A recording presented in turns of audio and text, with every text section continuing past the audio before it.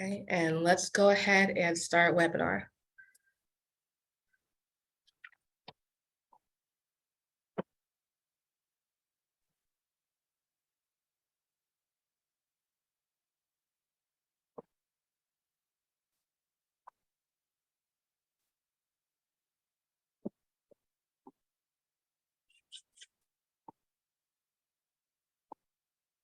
Recording in progress.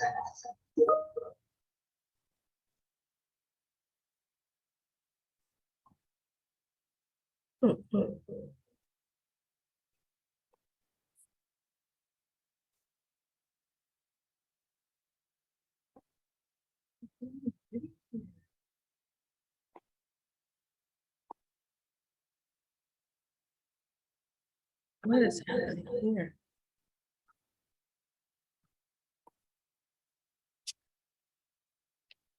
Hi, everyone. Welcome. Thank you so much for joining us today. Just give us a couple of seconds and we'll get started.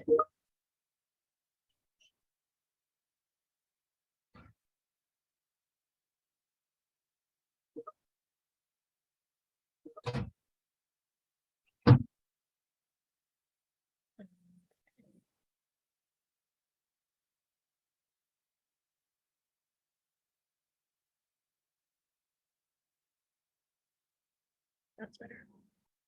Okay.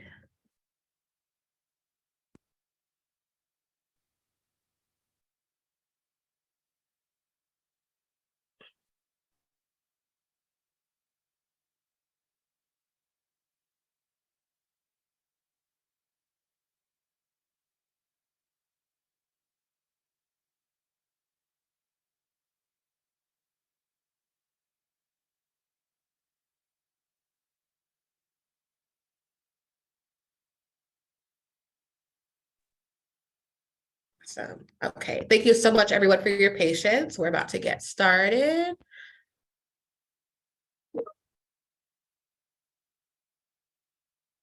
Okay. So,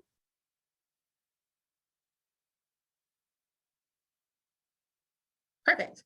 Greetings and welcome, everyone. Thank you so much for joining Silicon Valley at Home 2023. My name is Cassia Carter, and I'm the Development Associate here for Momentum for Health. So Momentum is one of the largest nonprofit providers of behavioral health and mental health in Santa Clara County, and we serve more than 4,000 people every year annually in residential and outpatient settings. Our mission is helping individuals achieve mental and emotional health, discover, reach their full potential, and fully participate in life. So today, we will be hearing from Momentum CEO, Dave Mineta, as well as Roberto Alvarez, Supervisor of Housing Services, about our vision for affordable, safe housing in Silicon Valley and how stable housing can have a significant impact on mental and behavioral health outcomes. So while we give a couple more people to log in and get ready, we are going to do a little engagement activity. So I want to hear from you guys what you think home means to you. So if you scan the QR code on your phones here, and then it'll ask you to enter a couple of words about what you think home means to you. So you'll just take your phone out, go to your camera, take a picture of the little square there, or if you hover and you like push, it'll ask you to go to the website. You can go there, enter a couple of words, and then together we will build this beautiful word cloud. Beautiful. Thank you, guys. So I see safety, refuge, cat. I'm glad cat. Okay. Family, sanctuary. Awesome. Comfort. Perfect.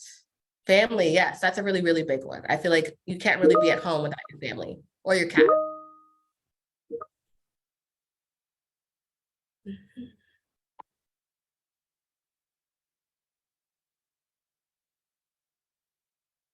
Perfect. Love. That's awesome. Home absolutely means love. A good night's rest. Yes, I can't argue with you there. I'm not a person you want to talk to if I have not slept a solid 8 hours. Okay. Security. Great. Refuge. Safety is really, really, really big. Yes, absolutely. Okay. We'll just give this one more minute.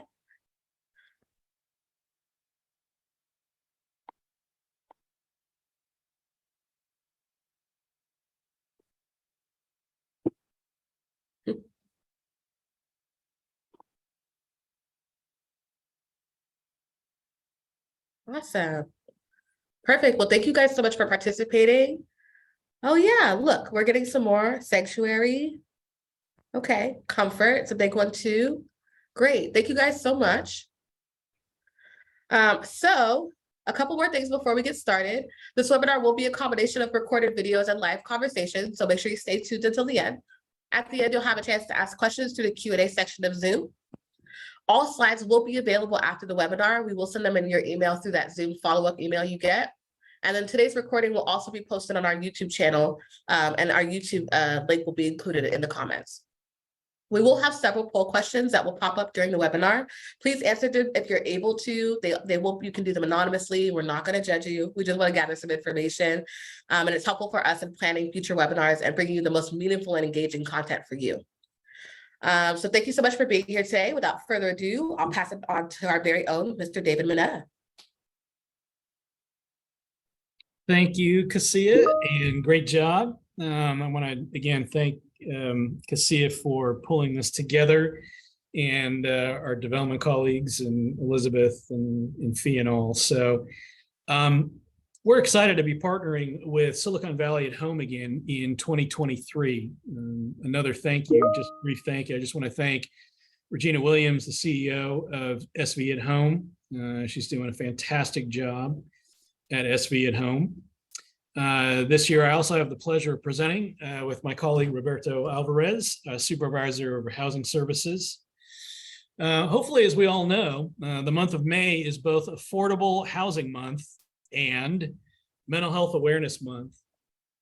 This feels particularly fitting because safe and affordable housing and positive mental and behavioral health outcomes are strongly linked. To this end, our team is providing care at the intersection of behavioral health and the housing crisis. Housing insecurity is one of the most pressing issues facing our community, including many clients at Momentum. In fact, an estimated 2,000 to 4,500 people living with behavioral health diagnoses in Santa Clara County are currently unhoused. Momentum has the people to power our services. What we need now are high quality housing slots. And we are committed to expanding our housing options over the next several years from our current capacity of 210 beds to 1,000 beds. That's our goal. Now we'd like to show you just how important stable, safe housing is, and the immense difference it can make in an individual's recovery journey. In fact, it can make all the difference in the world. Next up, we have a pre-recorded interview with Mikey, a client at one of our downtown San Jose housing sites. Mikey identifies as Native Alaskan. He was born in Anchorage, Alaska, and moved to Menlo Park when he was adopted in preschool. Mikey was raised and went to school in Menlo Park and San Mateo and attended Sarah High School. He was in the school band and performing arts programs. Mikey reports that he began to drink towards the end of high school, which kickstarted his struggle with substance use.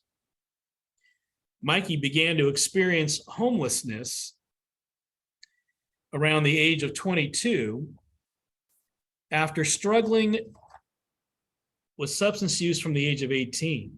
Mikey remained on the streets and in and out of substance use programs until 6 years ago, before starting with Momentum's FSP program and subsequent support with housing.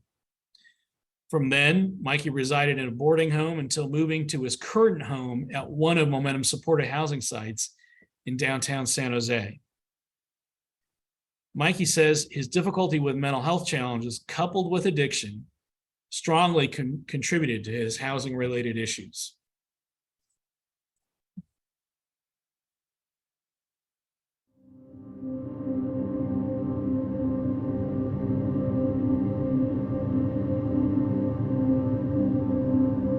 I was homeless for a long time, and I was drinking it. I didn't care. But I was smoking crystal. I was smoking crack and cocaine and whatever I can get, and drinking all the time. So I didn't care. So when I went into the program, I was hurt. You know what I'm saying, up here.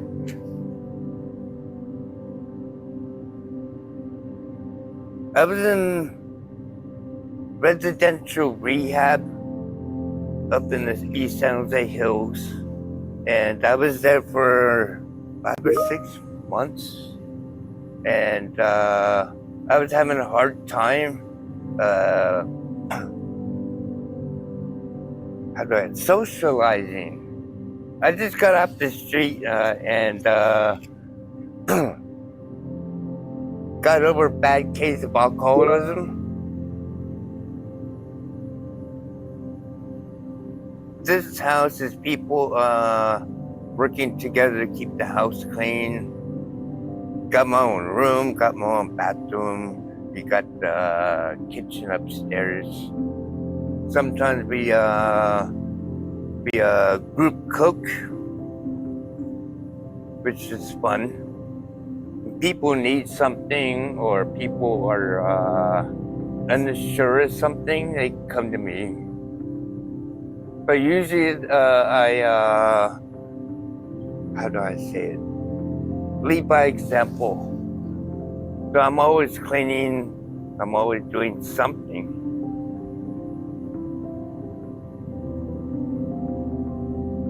So they had me be the house manager.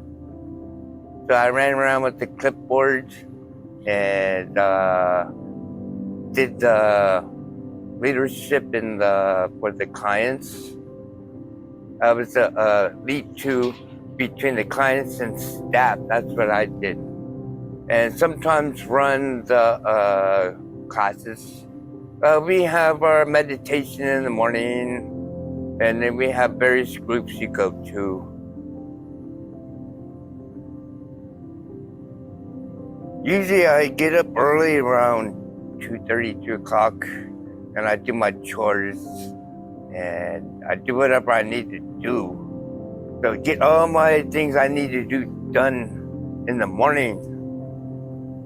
I go to my AA meetings at 6 o'clock, so I leave here around 5:30 when one of my sponsees picks me up, and we go over here to Denny's restaurant, and we do a 6 o'clock meeting. And then usually I'll walk home, so I get back here around 8:30, 9 o'clock when staff comes up.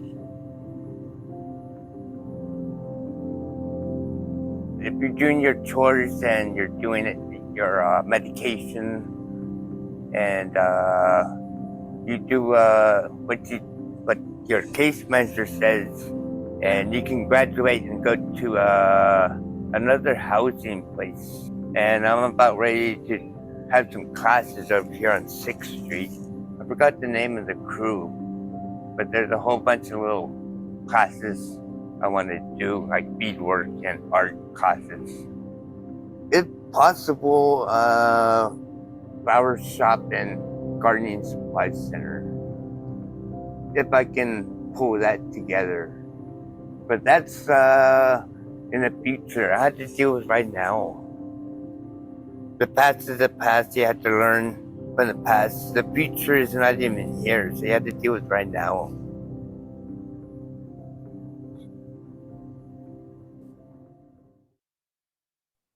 Awesome. Thank you so much, you guys. I love hearing from Mikey. I love his experience and how he's, focused on the present.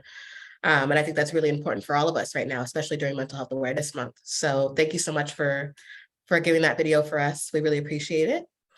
So I do have a poll question for you guys. I'm going to go ahead and launch it. And so we're wondering, what do you think is the biggest housing issue facing Silicon Valley when it comes, to housing? We have lack of availability, resources for the unhoused population, rent control, underutilized public land, lack of affordable housing, or accessibility of housing information. And this is just kind of a general poll. Perfect. Thank you guys for voting. Keep it up.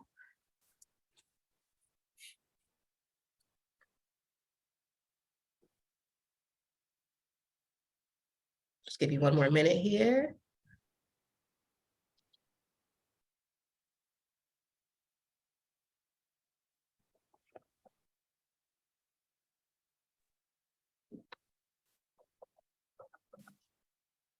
Perfect. Well, thank you guys all so much for voting.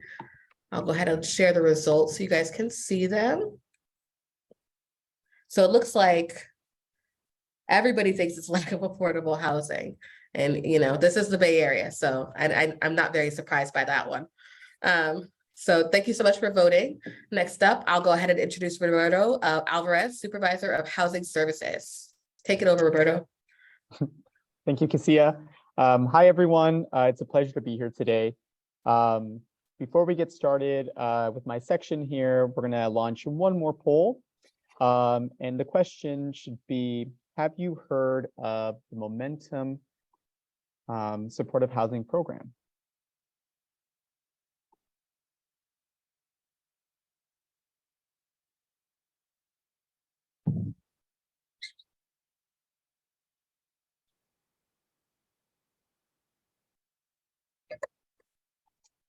For answering so far. Okay, the polls are in. So we have the majority of folks who have heard of it. We have a few who haven't. So it's my pleasure to describe what that program is today. So once again, thank you all for being here. I am going to describe our program, and hopefully at the end here, we'll have some time for questions. So to start off, Momentum Supportive Housing Program offers temporary supportive housing options for clients that are enrolled in Momentum for Health's outpatient services. This is a temporary program and supports clients in building transferable skills focused on securing more independent and stable living arrangements beyond Momentum for Health. Participation in the program is voluntary, and clients have the right to determine if the program supports their path towards safe, stable, independent, and permanent housing. Momentum Supportive Housing specialists, the staff working on site or off-site, depending on site structure and client need. Staff are trained in evidence-based practices and will work with clients to ensure the necessary skill development. Supportive housing specialists, as well as case managers, are an integral part of the client's treatment team and are working together to support the client while they're at one of our sites. Once a client is admitted to our Momentum site, staff will work together to identify housing options outside of Momentum, and this will support the client in transitioning into more independent and stable living arrangements. I'm excited to announce that we have our newest housing development located in downtown San Jose.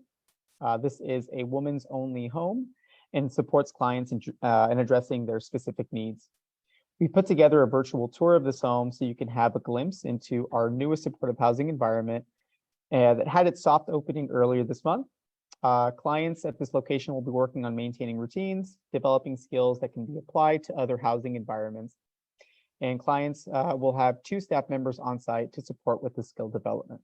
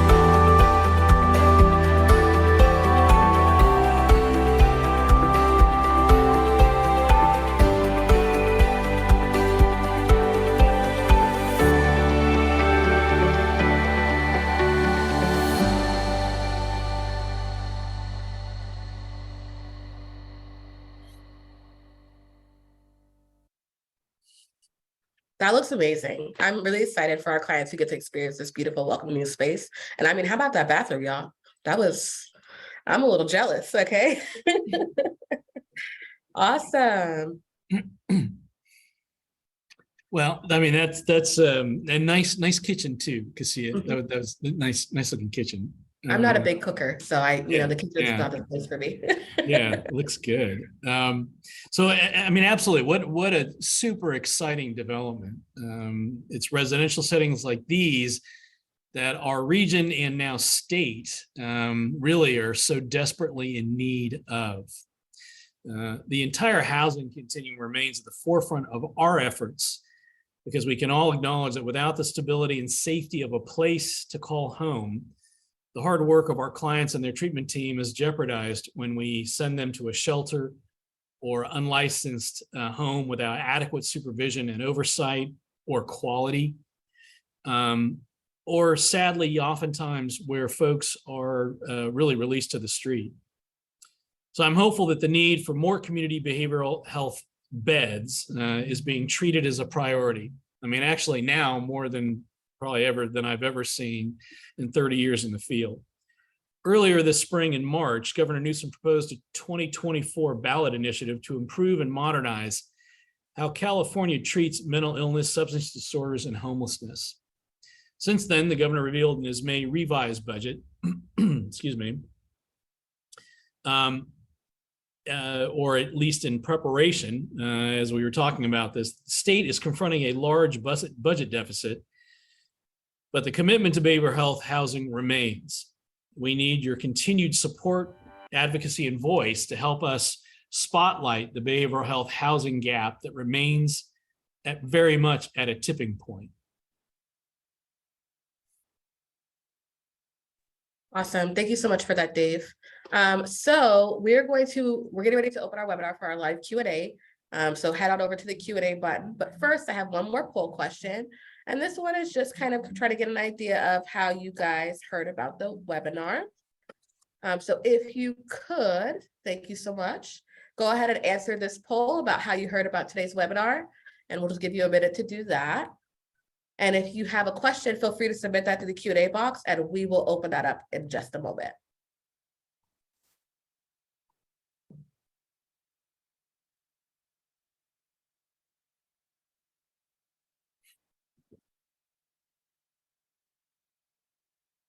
Awesome.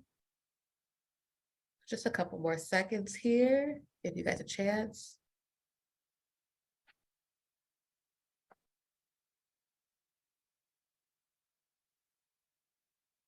Perfect.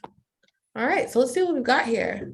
So a lot of people who get the newsletter from Momentum, that's great to hear. The SB at Home website, welcome all of you from the SB at Home website. And social media, ooh, make sure you guys follow me on Instagram. So thank you so much, all of you, for being here today and joining us. And we're gonna switch over to Roberto. All right, thanks everyone. Now it's time for our live Q&A. Please use the Q&A function in the webinar to submit your questions for me or for Dave. We'll answer them in the order that you're received. If we've answered your question already, we'll be skipping the question just for the interest of time. All right.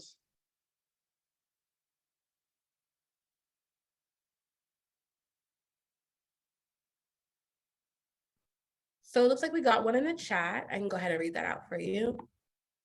Is Momentum still planning affordable housing complex on the Alameda? On the Alameda, actually, at this point, I'm not really sure what you're referring to. Right now we have our sort of largest outpatient programs and intensive outpatient FSP programs on the Alameda for adults. I mean, we're always looking for additional funding to be able to open up new housing sites. So much of this is related to actually, though, having the funds to be able to support and open up the sites. And so I'm wondering, are you possibly talking about the new project that will happen in 2001? We have relocated our headquarters onto the Alameda, and we will be vacating the 2001 building. And I know that they are planning to build housing, but that's not from Momentum. That won't be with us. I think is what you're trying to inquire about. But thank you so much for your question. We have another one here. What is the length of stay in the new home for women? Yeah, great question. So currently we are kind of thinking about what the best time frame would be for clients just in our downtown supportive housing sites. And so right now we're kind of going back and forth through looking at maintaining placement for about 12 months to 18 months. And so once a client is admitted to our site, our staff, as well as the treatment team, will be working closely with the client to try to identify housing options, but also just really identifying where the skills are at that moment, meeting the clients where they are and trying to identify what we can do to support them upon that transition. Awesome. Thank you, Roberto. Another question related to that is, how many clients will the women's home serve and for how long? Well, we Yeah. answered how long, but Yeah. Yeah. And so the clients right now, the site in our downtown women's home currently provides up to 9 beds. And so there are, it's a shared living environment. And so I know I'm answering too much at this point, but just to provide more context, yeah, everyone in that home would be working together just to really, again, develop those skills necessary for maintaining independent housing. awesome. The next question I have is, any housing specifically designated for transitional age use or TAY? I can answer in terms of my context, and I think Dave can provide a little bit more. In terms of what we are looking for in our program, right now, the model is more tailored towards adult. However, I do know that it is something that is on our radar. And so I have some context in terms of what we're thinking about, but nothing official as of yet. But I think I may have spoken too much already. Yeah, I mean, I think through all age groups, all demographics, we need more behavioral health housing. And we talked about Momentum's kind of focus and effort on 1,000 beds. We're a little over 200 now. That's a lot of beds. And again, for all different demographics. We've talked about transitional age youth focus. We've talked about seniors. We've talked about a lot of different demographics. But the other thing is that Momentum actually sits as one of 30 agencies that provide behavioral health services. Some, like our partners at Bill Wilson, they actually have a lot of housing for young folks. Unhoused young folks. So this is a big community-wide effort, much larger than any one agency. We're obviously talking about Momentum because we know what we're doing best. But this is a community-wide effort, right? It's much larger than one agency can meet all the different demands. Awesome. Thank you, Dave. So the next question is, if the women have children, can they also stay with them, or is it just for them, the women? Yeah, right now the model is really to, we don't have the resources or the capacity at this moment to support family living environments. So it would be primarily just the client, so the woman in this case. However, again, these things are constantly on our minds in terms of what we want to provide, as Dave was mentioning, in terms of other demographics that we're looking at. So it's a no for now, in terms of just having a client living at the particular site. But who knows what the future holds for us. Awesome. Thank you. What criteria do people have to meet to live at the new women's home? Thank you for asking. Yeah, so as I mentioned in my section, that right now, the first requirement is that it's a client currently enrolled in Momentum for Health's outpatient program, must be a resident of Santa Clara County, and as being part of the enrollment in the program, you must be actively engaged in your treatment program. You must be a recipient of Medi-Cal. I'm kind of going through all of them, like just as a bullet point. But again, all of these requirements, although that they are requirements, like for example, one of our requirements is a sober living environment. However, we also understand that everyone's path is different. So just because we have a requirement doesn't necessarily mean that an individual is not eligible for our supportive housing program. But yeah, these are the basic threshold requirements that we would ask of clients before they come into our sites. Awesome. Thank you so much, Roberto. The next question here I have is, when and where will the next house be if there's one being looked at? Actually, right now we are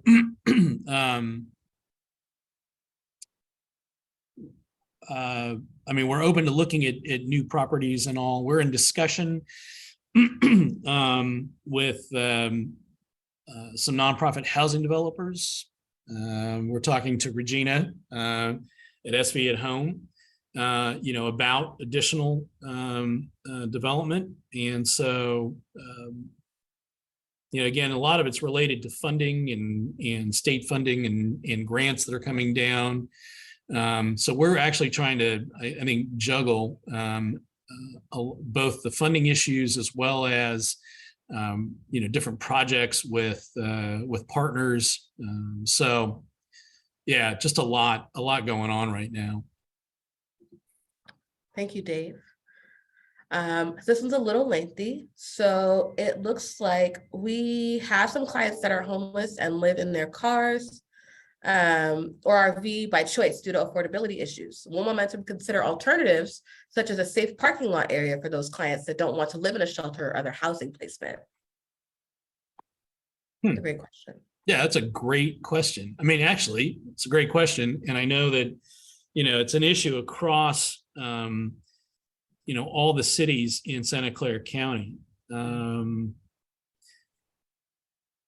have to. I got to be honest with you. I mean, I'm a little flat-footed because that's a great idea, but we hadn't thought of it. So, I mean, that's a wonderful suggestion, actually. That's great. We're going to table that question. And or we could try to move out on that question. That would be better.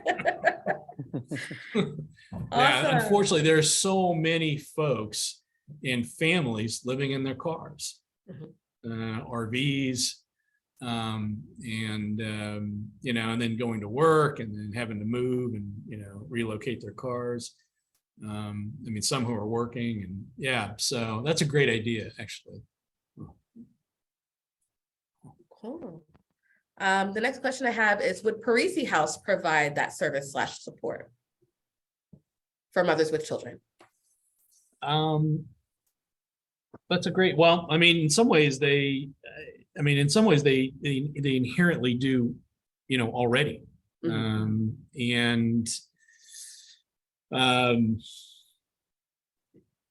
Having a place to live and both receive care and, be able to take care of their families. One of the things we've talked about as we get closer and closer to merging with Parisi is, again, how do we support the moms, as this question is asked, and how we support the moms after the treatment program. Because again, they have a very hard time finding affordable housing for their families.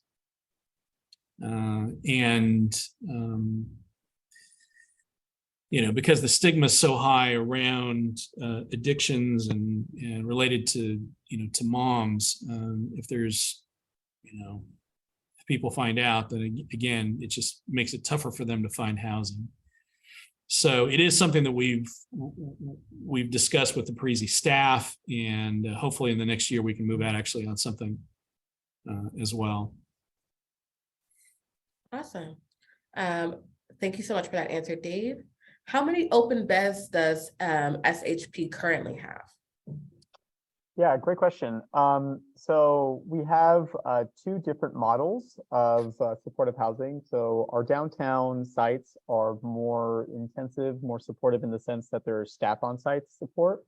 And so for those sites, we have about 23 available beds between those two, and then across sites that are more tailored towards independent living, we have another about 40 different beds available as well. So for that, again, the application process is the same for what we have for our supportive housing program, and but it's just it's a matter of just when your name will come up on the wait list in terms of getting an available bed. But yeah, hopefully that answered your question. Awesome. And then one more for Roberto, it looks like. Do we have the same supportive housing application for Parisi? I think that's a great question. That's a great question. And I don't want to speak presumptively, but I would probably say that right now we haven't the application process for our supportive housing program, which is what we're using currently for across sites. I'm not sure what that's going to look like when the merger finally takes place, but the presumption would be that we implement something that's already been in practice here. But I mean, yeah, we're open for collaboration in terms of making it a more streamlined process anyway. Awesome. Thank you so much for that, Roberto. So it looks like I don't have any more questions. Anybody else? We just want to give you a moment to. Sorry, Roberto, we have one more question coming. We'll just wait for that.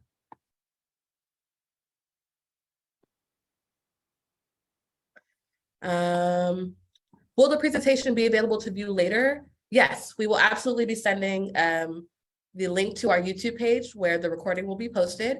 We'll also be sending out our slides so that you guys have access to those after the webinar is over. So thank you so much for that question.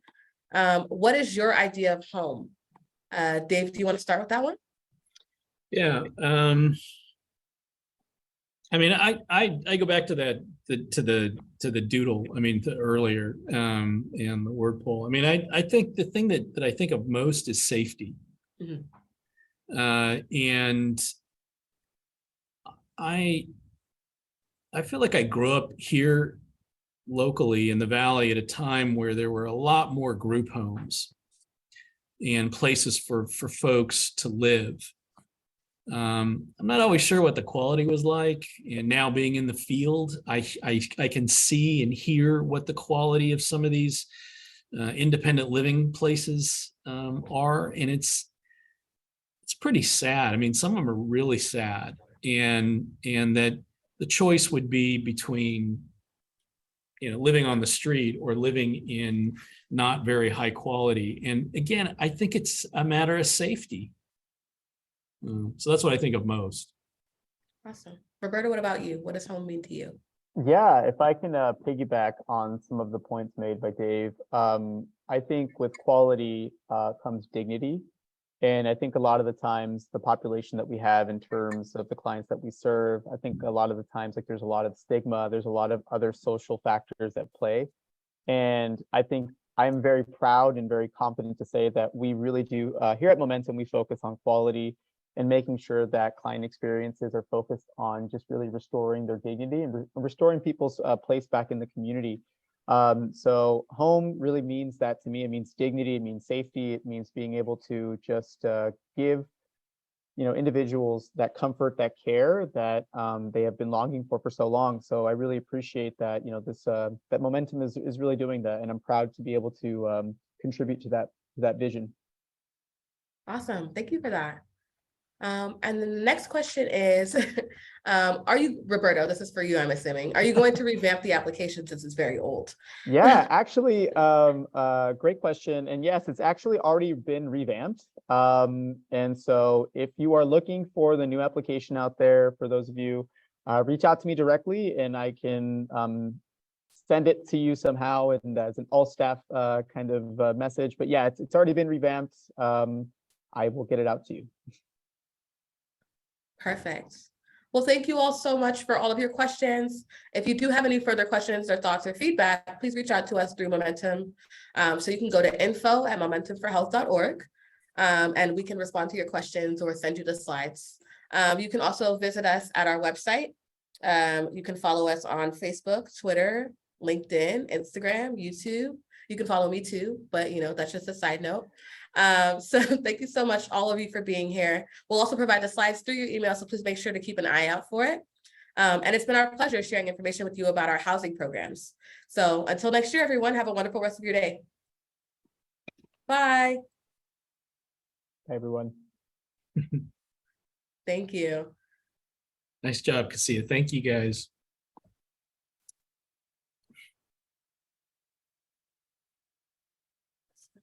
All right, here we go.